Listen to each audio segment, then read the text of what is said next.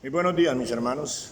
Les saludo en el nombre de Jesucristo y rogando pues siempre que la bendición del Señor esté sobre todos ustedes y sobre todos nosotros. Que la gracia de nuestro buen Dios siga sobre cada uno de nosotros y nuestras familias. Mis amados, en este video yo quiero compartirles brevemente una reflexión que encuentro a través de Marcos, el Evangelio de Marcos, capítulo 11, del versículo 20 al 25. Marcos 11, versículo 20 al 25. Pero específicamente quiero meditar es en lo que dice en el versículo 25. Quiero compartir con usted la reflexión que encuentro en el versículo 25 del Evangelio de Marcos, capítulo 11. Para contextualizar, en el contexto nos habla de que Jesús ha maldecido una higuera, ¿sí? Y él la maldijo. Este relato también está en el Evangelio de Mateo, capítulo 21. Él la maldijo porque la higuera no dio fruto. Él fue a buscar fruto, no había fruto, sino solamente hojas. Entonces el Señor la maldijo y la higuera se secó. Ahora, cuando los discípulos vieron que la higuera se había secado totalmente, ellos se maravillaron de tal cosa y le dijeron: maestro, le expresaron ese asombro que ellos tenían.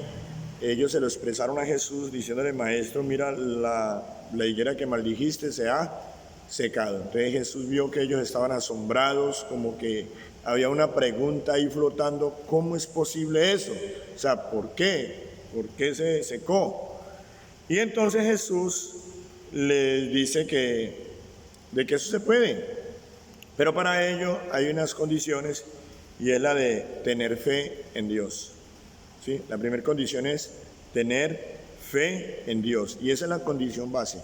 Entonces, tener fe, pero esa fe debe ser puesta en Dios. Y entonces les relata allí, les pone unos ejemplos que si tuvieran fe y no dudar en nada, le dirían a ese monte: quítate, y se quitaría y se echaría en el mar. Pero para ello es necesario tener fe. Pero recuerde, la fe puesta en Dios, no la fe en la fe, no fe en el poder de uno mismo, sino fe en Dios. Ahora, ese es el contexto acerca de que una higuera que Jesús ha secado. Los apóstoles, los discípulos están maravillados, asombrados, se preguntan por qué es posible esto. Jesús le dice que eso es posible cuando tenemos nuestra fe puesta en Dios. Pero Jesús remata diciéndoles esto. Y esto es lo que Jesús le quiere enseñar a ellos. Versículo 25. Y cuando estéis orando, versículo 24. Por tanto os digo que todo lo que pidiereis orando, creed que lo recibiréis y os vendrá. O sea, como resumen, ese por tanto es, o sea, como resumiéndoles lo que les ha dicho, les ha hablado de tener fe en Dios, de que si tuvieran fe y no dudar en nada, le podrían decir a ese monte: quítate y échate en el mar, y así sería.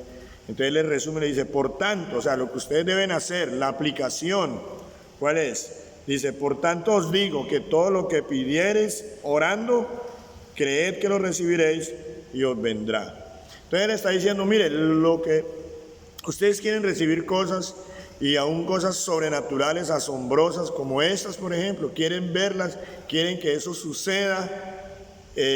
Hay dos condiciones, ¿sí? Hay dos condiciones. Primera condición es todo lo que pidiereis orando. La primera condición es pedir orando. Ahora, cuando es pedir orando, es a Dios, obviamente, pedir en oración a Dios. Entonces, hermano, me llama la atención porque, y más en estos tiempos donde se está enseñando mucho, es que las personas deben declarar, decretar, ordenar, arrebatar, etcétera, todas estas terminologías que está utilizando, como que se desvía al creyente de lo que realmente debe hacer, y es orar. Jesús dijo: debemos pedir en oración. ¿Qué es lo que usted desea, mi hermano? ¿Qué es eso que usted desea y que tal vez le parezca imposible? Pues Jesús dice, pida en oración. Entonces, la primera condición para que esas cosas vengan, ¿sí?, aún esas cosas tan extraordinarias como por ejemplo el que se una higuera, que ese monte se quite, etcétera, y se ha echado en el mar, entonces pedirlo, hermano, hay que pedirlo, hay que rogarlo a Dios en oración. Pero la segunda condición es creed que lo recibiréis, ¿sí? Creyendo que usted lo va a recibir. Entonces, la fe. Entonces, hay que pedir en oración, pero hay que creer que usted va a recibir lo que pide. O sea, uno no pide en oración como por si de pronto, Dios, por si de pronto, porque ese por si de pronto sería duda, ¿sí? Hermanos, y dudar de que vamos a recibir lo que pedimos a Dios conforme a su voluntad, dudarlo, hermano, es dudar de Dios, es dudar de la palabra de Dios, es dudar de lo que Jesús está diciendo aquí. Esta palabra debería llevarnos a creer realmente, a ser afirmados en la fe, a crecer en la fe. Hermano, mire, en este texto se nos habla de la importancia de la oración y se nos habla de la importancia de la fe. En primer lugar, lo importante, lo fundamental que es la oración. Si usted quiere recibir, si usted quiere que venga eso que necesita, que desea, pídalo en oración. Santiago en su carta le dice a los que él les escribió en ese momento y nos dice a nosotros, ustedes se matan, pelean, contienden, se muerden unos a otros, desean y no alcanzan lo que desean porque no lo piden, Muchas cosas no vienen a nuestra vida porque realmente no lo pedimos. Hermano, parece mentira, pero gran parte de los creyentes no oran. Y si de pronto oran, se les ha vuelto una rutina, como algo por hacer, ya rutinario, como un rezo se les ha vuelto. Pero realmente no lo están haciendo como es. O sea, realmente orar es hablar con Dios. Es algo real, o sea, no es una rutina, no es algo que simplemente lo hago porque está allí en la Biblia, sino que está en la Biblia, pero yo debo hacerlo porque en ese momento tengo una comunicación real con Dios. La oración es muy importante, no desechemos la oración, no aminoremos en la oración, por el contrario, crezcamos cada vez más en el tema de la oración, por favor. La oración, el poder de la oración es real. Santiago también dice que la oración eficaz del justo es poderosa. Ayer pone un ejemplo, que Elías, siendo un hombre sujeto a pasiones como la nuestra, oró y no llovió por 3 años y medio, volvió y oró y llovió. O sea, diciéndonos qué importante y qué poderosa es la oración. Yo le animo, mi hermano, a orar, pidiendo. No le dé pena pedirle a Dios. La respuesta viene de Él. A usted, lo que nosotros tenemos que hacer es pedir. Pero en segundo lugar, la importancia de la fe.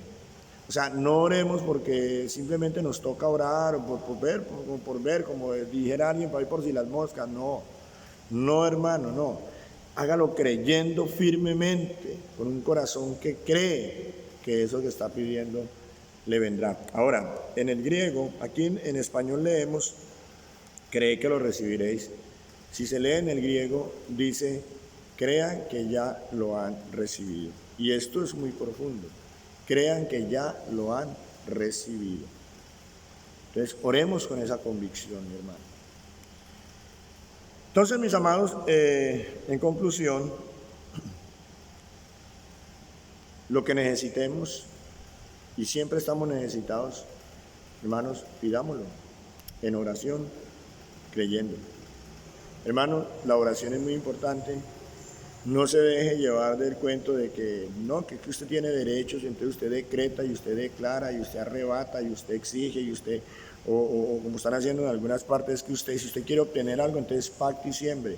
No, el Señor dice, si usted quiere tener algo, ¿qué tiene que hacer? Orar. O sea, el medio para alcanzar esa gracia de Dios, esa bendición de Dios, es la oración. Pidiendo, humillados, con humildad, no reclamándole a Dios nada, porque ¿quiénes somos nosotros para reclamarle a Dios? No como ordenándole a Dios nada, porque ¿quiénes somos nosotros para ordenarle a Dios? Es pedir, humillados, como aquel leproso que llegó, Señor, si tú quieres puedes limpiarme, humillado delante de Él. Entonces, oremos, pero oremos creyendo que eso que estamos pidiendo viene, hermano, que ya está. Amén, mis hermanos. Entonces, Dios les bendiga más, mis hermanos, y nuevamente, hermanos, oremos creyendo. Dios les bendiga más, hermanos.